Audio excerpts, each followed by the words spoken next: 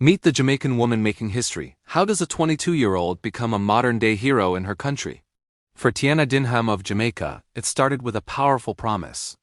After the devastating hurricane, Melissa left her community scrambling for safe drinking water. She didn't just see a problem, she found her mission. And while being named the island's next Rhodes Scholar is a huge deal, it's her vow that no one should have to worry about the water they drink that truly sets her apart. From her home in Hanover, Tiana launched the RISE Initiative, the Rainwater Initiative for Sustainability and Empowerment. Through RISE, she successfully secured over $300,000 to provide water tanks and chlorine compactors to rural schools and vulnerable households. She got right in there, personally training community members on how to safely collect, treat, and store water.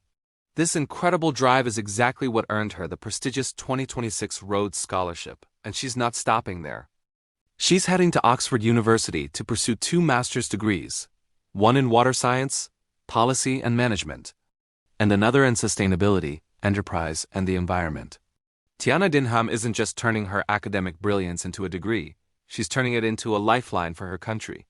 She's proof that one person's fierce determination can truly start a wave of change. Share this story with anyone who needs a little inspiration today.